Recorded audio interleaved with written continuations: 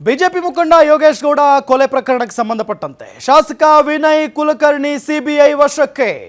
ಜನಪ್ರತಿನಿಧಿಗಳ ಕೋರ್ಟ್ಗೆ ಹಾಜರಾಗಿದ್ದ ವಿನಯ್ ಕುಲಕರ್ಣಿ ಬಿಜೆಪಿಯ ಮುಖಂಡ ಯೋಗೇಶ್ ಗೌಡ ಕೊಲೆ ಪ್ರಕರಣಕ್ಕೆ ಸಂಬಂಧಪಟ್ಟಂತೆ ಶಾಸಕ ವಿನಯ್ ಕುಲಕರ್ಣಿ ಅವರನ್ನ ಸಿಬಿಐ ವಶಕ್ಕೆ ಪಡೆದುಕೊಂಡಿದೆ. ಜನಪ್ರತಿನಿಧಿಗಳ ಕೋರ್ಟ್ಗೆ ವಿನಯ್ ಕುಲಕರ್ಣಿ ಹಾಜರಾಗಿದ್ರು. ಧಾರವಾಡ ಶಾಸಕ ಕೋರ್ಟ್ ಸೂಚನೆ ಹಿನ್ನೆಲೆಯಲ್ಲಿ ವಿನಯ್ ಕುಲಕರ್ಣಿ ಅವರನ್ನ ಸಿಬಿಐ ವಶಕ್ಕೆ ಪಡೆದುಕೊಂಡಿದೆ.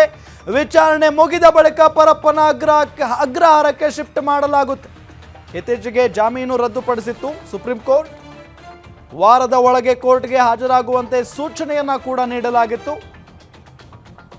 ಬಿಜೆಪಿ ಮುಖಂಡ ಯೋಗೇಶ್ ಗೌಡ ಕೊಲೆ ಪ್ರಕರಣಕ್ಕೆ ಸಂಬಂಧಪಟ್ಟಂತೆ ಈಗ ಶಾಸಕ ವಿನಯ್ ಕುಲಕರ್ಣಿ ಅವರನ್ನ ಸಿಬಿಐ ವಶಕ್ಕೆ ಪಡೆದುಕೊಂಡಿರೋದು. ಜನಪ್ರತಿನಿಧಿಗಳ ಕೋರ್ಟ್ಗೆ ವಿನಯ್ ಕುಲಕರ್ಣಿ ಅವರನ್ನ ಹಾಜರುಪಡಿಸಲಾಗಿತ್ತು.